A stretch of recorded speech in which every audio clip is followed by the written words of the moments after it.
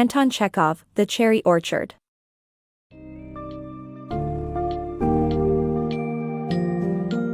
Prepare to delve into Anton Chekhov's The Cherry Orchard, a poignant exploration of societal change and personal transformation. In this narrative, you'll encounter the plight of Madame Ranovskaya's family as they grapple with their fading aristocratic legacy amidst the rise of a modern, industrious Russia. Central to the story is the cherry orchard, a revered symbol of the past poised on the brink of extinction. Themes of nostalgia, economic realities, and social shifts drive the characters' decisions and destinies. The book juxtaposes the resisting old guard with emerging forces embodied by Lopukhin, a self-made millionaire and former serf, portraying a society in flux. As you journey through this summary, anticipate a rich tapestry of emotions, irony, and humor, alongside a stark portrayal of inevitable progress versus cherished traditions.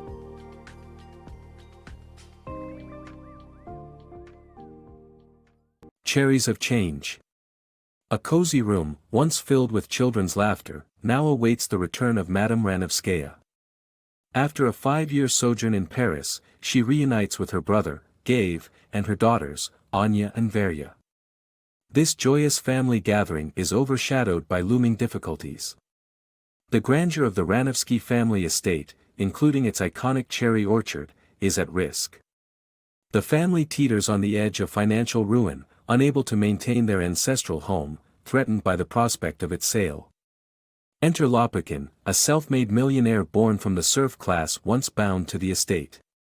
He embodies the evolution of Russian society post-emancipation in 1861. While the Ranovsky family clings to nostalgia, Lopukhin sees opportunity. With the sharp eye of a businessman, he proposes a radical solution: demolish the cherry orchard and replace it with profitable summer cottages for urban vacationers. Madame Ranovskaya and Gayev bristle at this idea, resistant to Lopukhin's pragmatism. To them, the orchard is more than land, it is a living testament to their family's legacy and history. This deep-rooted attachment reflects their yearning for a bygone era, a time when their nobility was sustained by the labor of serfs. Despite dire straits, Ranovskaya chooses denial over change, spending lavishly and ignoring their crumbling reality. Chekhov captures the irony of early 20th century Russia, where aristocrats like the Ranovsky family find themselves reliant on those they once deemed inferior. Lopukhin symbolizes this shift. As a child of former serfs, he challenges the old order, representing the new bourgeoisie, industrious, self-made, and emblematic of a growing middle class that disrupts aristocratic dominance. In this unfolding narrative, Chekhov crafts a poignant scene, a clash between tradition and progress, memory and momentum. The cherry orchard stands not just as a symbol of beauty but as a poignant reminder of an era at odds with unstoppable change. A new world awaits. In the second act of the play, we see Lopukhin trying once more to persuade Madame Ranovskaya and her brother, Gayev, to chop down the cherry orchard and rent the land for summer cottages. Lopukhin insists that this is their only chance to save the estate, but his practical proposal falls on deaf ears. Instead, Madame Ranovskaya and Gayev cling to the hope that a wealthy relative will come to their rescue. As frustration mounts, Lopukhin shares his thoughts with Trofimov, a politically radical former tutor. Both men agree that the aristocracy is blinded by nostalgia, failing to understand the critical role of hard work in overcoming economic challenges. Trofimov points out that people, particularly in Russia, live in despair and only diligent effort can pull them out of it. Lopukhin concurs, waking up at dawn each day and laboring relentlessly, and envisions a Russia flourishing by harnessing its vast natural resources, rather than yearning for a bygone era.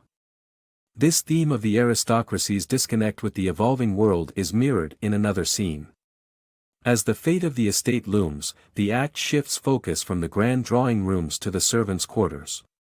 Here, we eavesdrop on a conversation between Yasha, the manservant, and Dunyasha, the maid. Their discourse reveals indifference to their employer's struggles, as they are preoccupied with personal aspirations.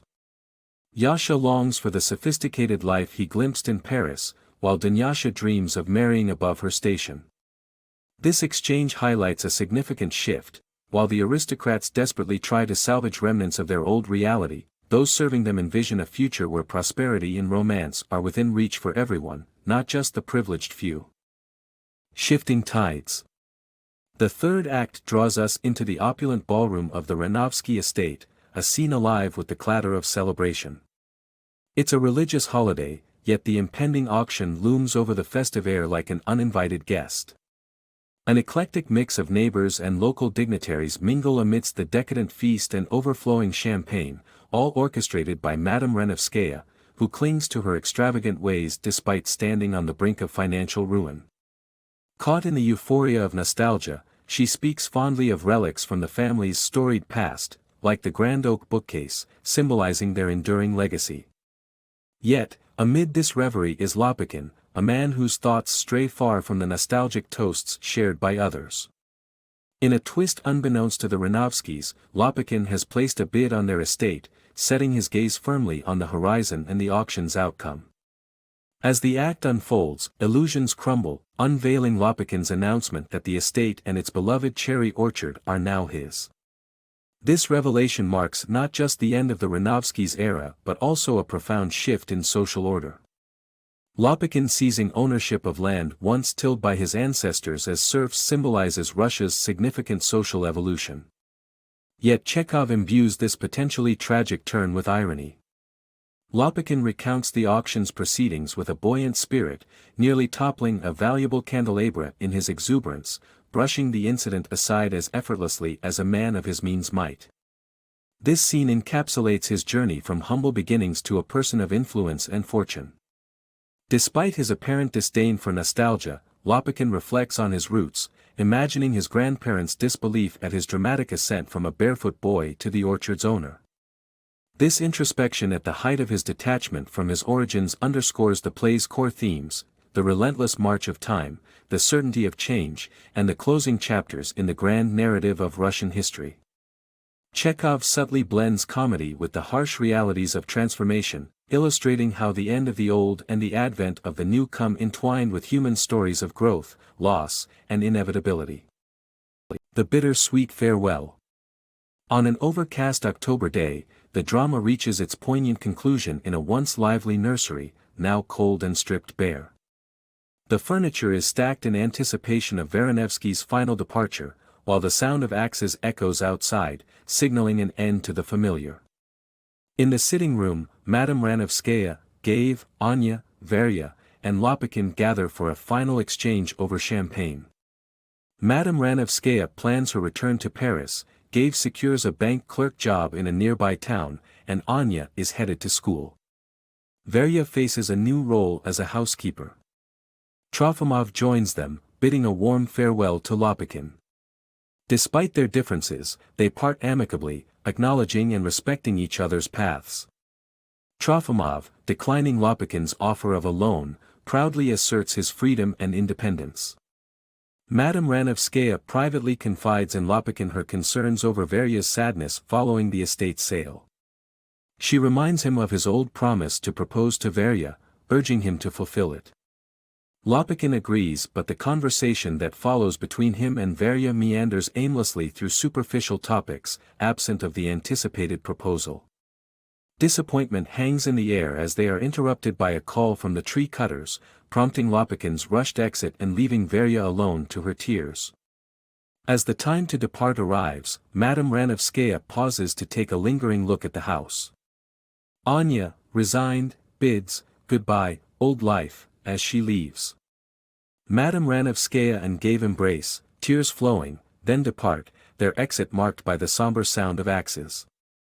The play's final moments underscore the theme of confronting change versus mourning the past. Madame Ranovskaya struggles with this detachment, finding the transition painful and fraught with loss. For Lopakin, however, this change heralds a new beginning, albeit tinged with sadness. Anya and Varya's earlier conversation about the lost family recipe for cherry jam further amplifies this sense of irrevocable change. The destruction of the cherry orchard symbolizes the end of an era and the obliteration of cherished memories.